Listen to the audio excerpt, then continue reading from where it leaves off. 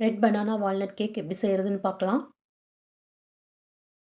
இந்த கேக்கு எவ்வளோ சாஃப்டாக ஸ்பாஞ்சியாக இருக்குது பாருங்கள். இது எப்படி செய்கிறதுன்னு பார்க்கலாம்.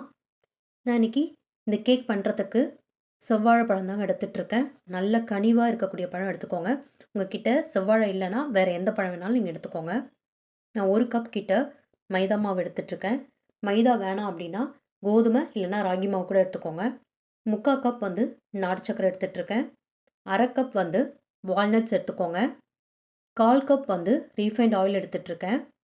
1/2 டீஸ்பூன் பேக்கிங் சோடா, 1 முட்டை, 1 டீஸ்பூன் பேக்கிங் பவுடர் எடுத்துகிட்ருக்கேன். இதாங்க இந்த கேக்கு தேவையான பொருள். இந்த வாழைப்பழம் எல்லாத்தையும் ஃபோர்க் வச்சு நல்லா மசிச்சு விட்டுக்கோங்க. கட்டிகள் இல்லாத அளவுக்கு ஸ்மாஷ் பண்ணி எடுத்துக்கோங்க.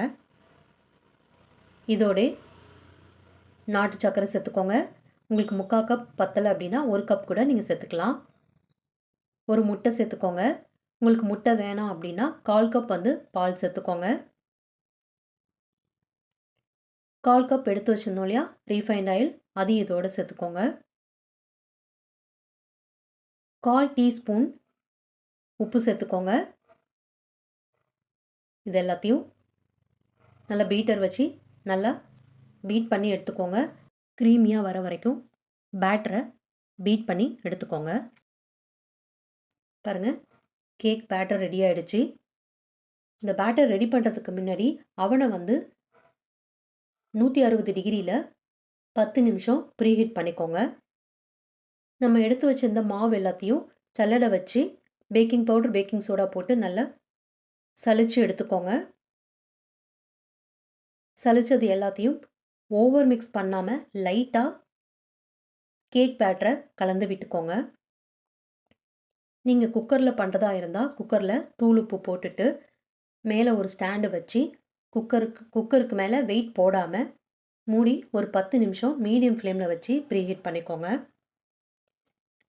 மாவு எல்லாமே கலந்து பேட்டர் எல்லாமே ரெடி ஆகிட்டுருக்கு பாருங்கள்.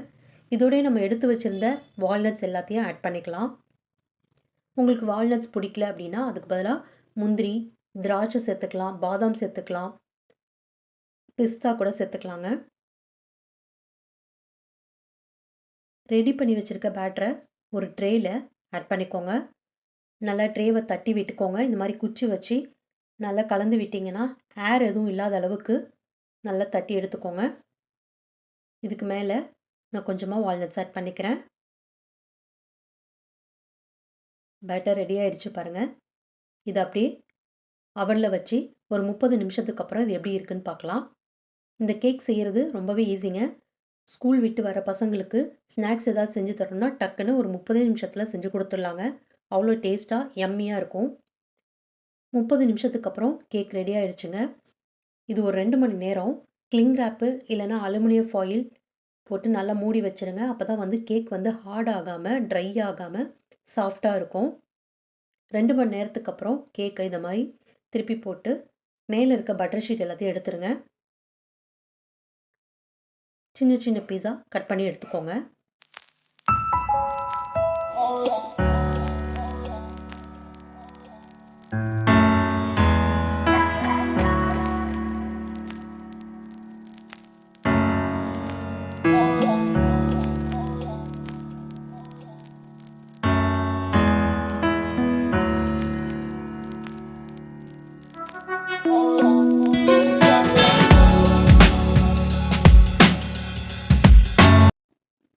பாருங்கள், கேக்கோட கலர் பாருங்கள், செம்மையாக இருக்குது. செம்ம சாஃப்டாக செம்ம டேஸ்ட்டாக இருந்துச்சுங்க. சின்ன பசங்க எல்லாருக்கும் ரொம்பவே பிடிக்கும். ஸ்நாக்ஸ் பாக்ஸுக்கு இந்த கேக்கை கண்டிப்பாக கொடுத்து பாருங்கள். ஸ்நாக்ஸ் பாக்ஸ் கண்டிப்பாக காலி ஆகும். வீட்டில் கண்டிப்பாக ட்ரை பண்ணி பாருங்கள். உங்களுக்கு பிடிச்சிருந்ததுன்னா லைக் பண்ணுங்கள், கமெண்ட் பண்ணுங்கள், சப்ஸ்கிரைப் பண்ணுங்கள். தேங்க்யூ.